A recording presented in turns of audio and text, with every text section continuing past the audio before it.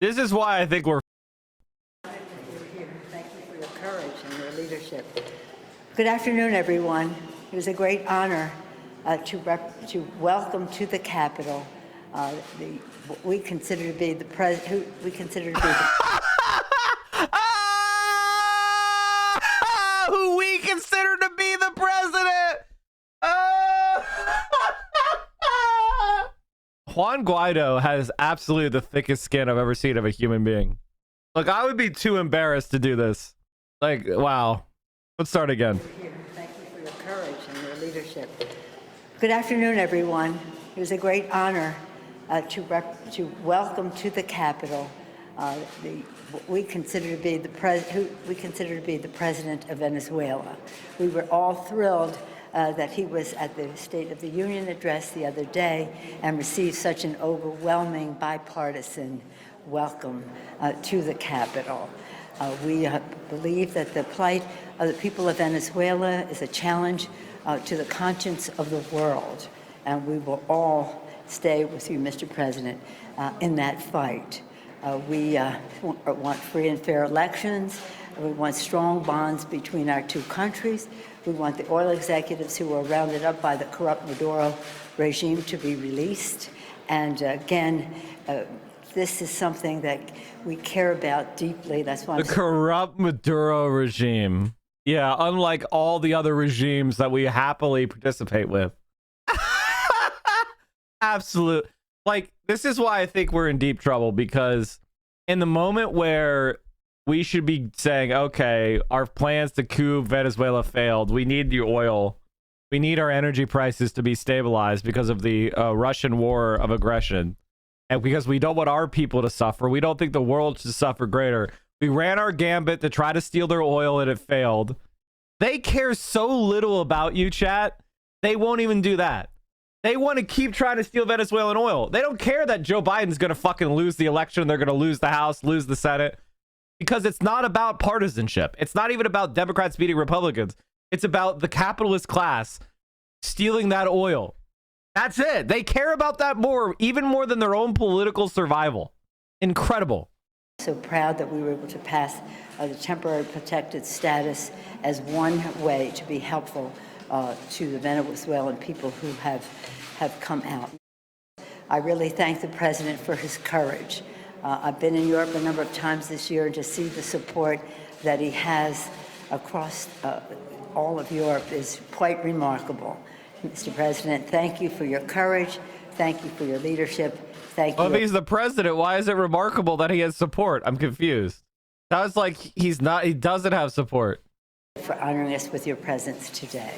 Esos 100 diputados que mantuvieron firme ejerciendo. Those 100 senators are staying strong, exercising the majority-determined support of the free world, friends of democracy, of liberty, and above all, to support what we can do to put an end to this regime of terror that is so hard and destroyed Venezuela, which today shelters members of the ELN, a left-wing Colombian rebel group that promotes international terrorism, supports drug trafficking on the streets of the United States and the Caribbean. And by working together, determined we can make the difference. There is strong, powerful support that we heard in the State of the Union speech by the president. Incredible. Incredible, dude. Not heed the advice and keep shopping around until you end up with this group of misfits with like Michael Flynn and Sidney Powell. Is he just not capable of hearing no? Well, when it comes to his personal advantage, the answer is he doesn't listen to anybody else. But I think it's also important to understand, while nothing Donald Trump did after the election in connection with the lie about the election fraud, none of it is defensible. None of it is defensible.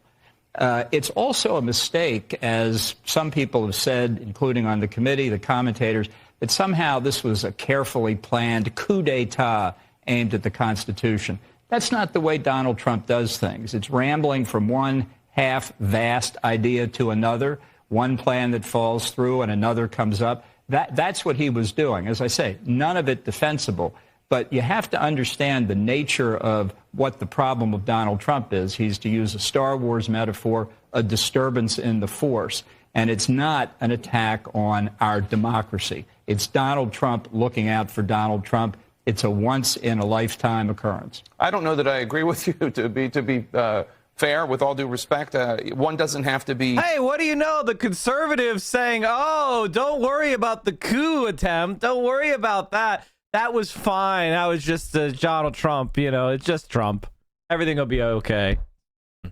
Was it a disturbance of the force, literally a planet being obliterated? Yes. It was the murder of billions of people on Alderaan. Brilliant to attempt a coup. I disagree with that. As somebody who has helped plan coup d'etat, not here, but, you know, other places, it takes a lot of work. And that's not what he did. It was just stumbling around from one idea to another. Ultimately, As somebody who has planned coup d'etats? Oh, well, where have you planned those coup d'etats? Here's the thing. The American media doesn't even really think this is a story. The United States goes around and interferes in other countries' elections and governments and strips them of power through CIA covert and overt means, like in Venezuela. That's why I showed you that clip of Nancy Pelosi with Juan Guaido saying, the person we consider to be president, who was never elected, who never even ran for president.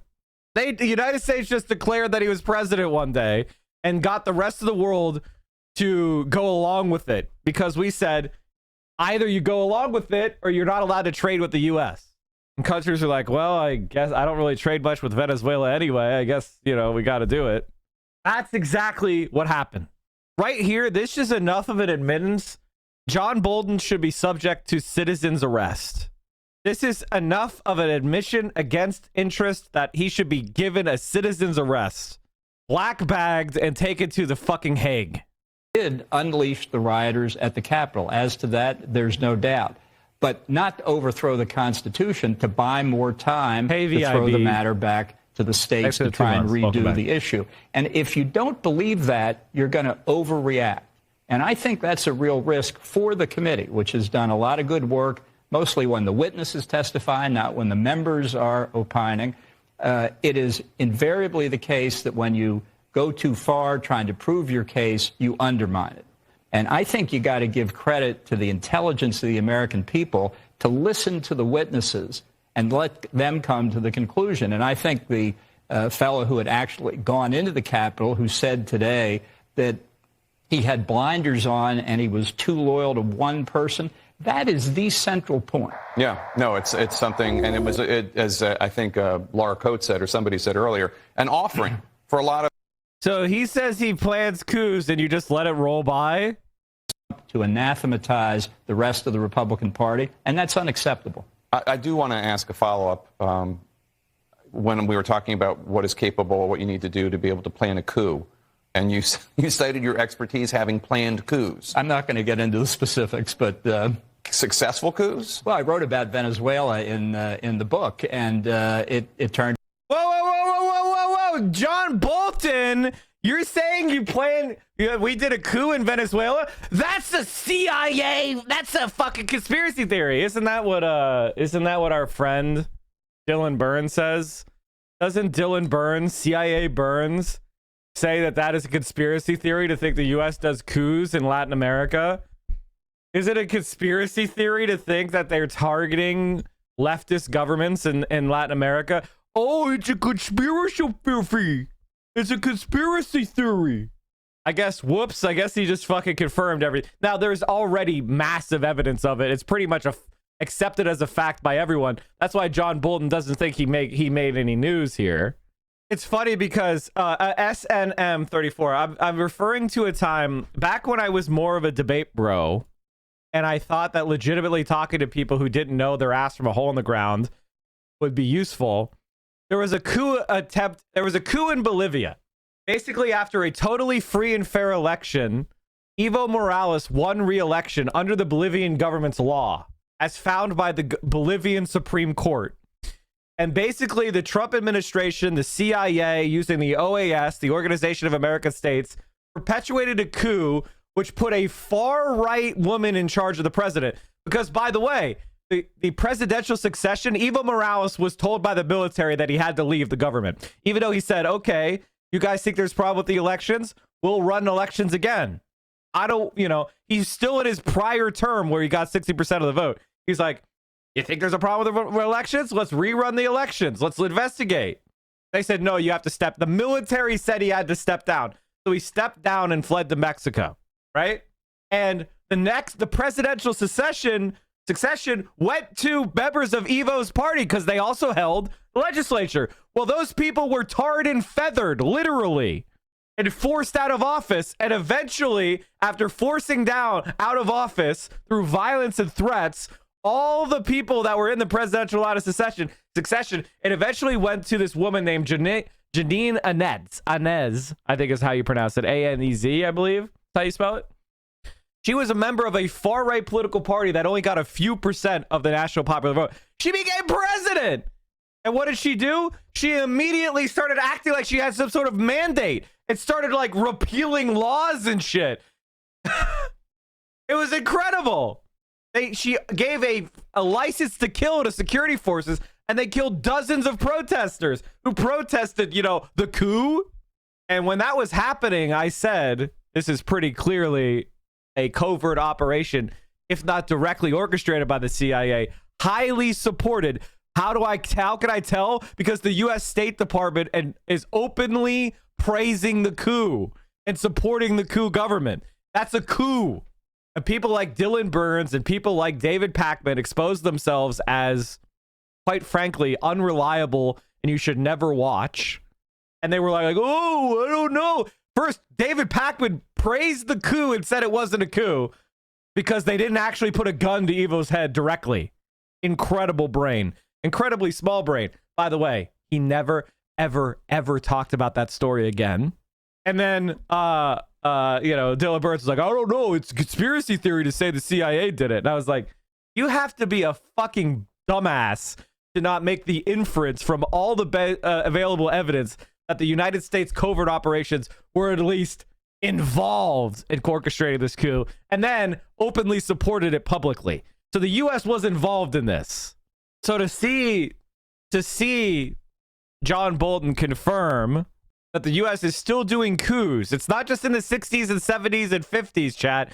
We're doing the coups now. I should write about this, but I have a first-person source who says that Marcelo Claire, SoftBank, T-Mobile, richest Bolivian, had a meeting with the CIA a week before the coup in New York. You really should write about that. He's not even a voluntourist. He's just a tourist. Like, he's not a journalist. He's like, he's similar to the vloggers, and he's not going to like this one, but it's true. He is the vloggers who go to China and just like do Chinese propaganda for the Chinese government propaganda for free. He's those, but for the Ukrainian military. Obviously, they let him like talk to them and stuff, and just let him like hang out and film stuff, and they don't give a shit because they know that like he's already fucking made up his mind. He's brainwashed. He's gonna post anything positive about them that he possibly can. So why not? It's a win-win situation. It's the same thing with like the Chinese white guys who love the government in China. Let them go and do whatever the fuck they want. Who cares? That we know they're never gonna say a bad thing about us because it makes them a lot of money. Now, I'll tell you right now, journalists do not get like fucking shown how to use weapons as if they're at like a fucking theme park or something. Like, here, let's learn how to practice with a recoilless rifle, Dylan, journalist. Like you're being treated like a fucking child when the cops are like, hey man, you want to check out my fucking gear? Check out my badge, kid. It's the same fucking thing. This is like when they let the kids pretend to drive the fire truck. This is not a fucking journalist. I'll tell you right, journalists wouldn't be seen fucking dead touching weapons because that's a reason for them to get killed. There's photos of you touching fucking weaponry now, standing next to them as if you're a fucking combatant. You're basically indistinguishable from a combatant at this point. I mean, like, I can't tell if he's the press member right now. He's wearing camouflage. He's got body armor on. He's holding weapons. What is he doing? I mean, maybe that says press underneath his arm. I don't know. What is he doing? This is not journalism. Like, he's like a travel influencer. He's like a 10 times shittier Bolton bankrupt. He's Minecraft. I'm sure there bankrupt. is Walter Sobek. Oh my god, he thinks this is him. This guy is just fucking obsessed with like his self-image as like an epic world-saving journalist. You're a fucking tourist. You're literally just a tourist who one side has happened to find useful for the fact that you will uncritically repeat whatever propaganda they want you to. He's so desperate to get a job with the State Department, he'll do anything for it. Yeah, it's war tourism. It's straight up war tourism. It reminds me of when fucking, like, there was a Bolton bankrupt video where he went to, like, the conflict zone between Armenia and Azerbaijan. But at least he didn't try to embed himself in the fucking military while doing it. He just, like, walked around and talked to some soldiers once. Bolton bankrupt is significantly more ethical of a tourism vlogger than Dylan Burns is. And that's what he is. He's a tourism blogger. He's a tourism blogger who is worse than, like, the old, bald sex tourist guy. Jesus Christ. Chad, do not go to war zones. Don't travel to war zones for your Twitch stream. Absolutely ridiculous. Also based in Panada at that point. That was true. Yeah, we saw Hasan crashing the plane. Ugh. All right, let's go back to what I was watching, which is the coup shit. I got distracted. Let's start it from the beginning again. To anathematize the rest of the Republican Party, and that's unacceptable. I do want to ask a follow-up. When we were talking about what is capable, what you need to do to be able to plan a coup. Yeah, Walter Sovac. And you cited your expertise having planned coups. You were right. I'm not going to get into the specifics, but successful coups? Well, I wrote about Venezuela in the book, and it turned out not to be successful. Not that we had all that much to do with it, but I saw what it took. Did Dylan see any of his community members there? I remember a shit ton of them saying they would volunteer. Really? I didn't know that. Is there a DGG brigade in Ukraine? I mean, there's a lot of young, healthy men watching those streams. How many of them ended up in the conflict zone, in the Foreign Legion? Obviously, we got to fight. We got to fight Russia. Anyway, for an opposition to try and overturn an illegally elected president, and they failed. The notion that Donald Trump was half as competent as the Venezuelan opposition is laughable. But I think there's another... I feel like there's other stuff you're not telling me, though. I'm sure there is. I think there's another point here that came out in the testimony that's not been stressed enough.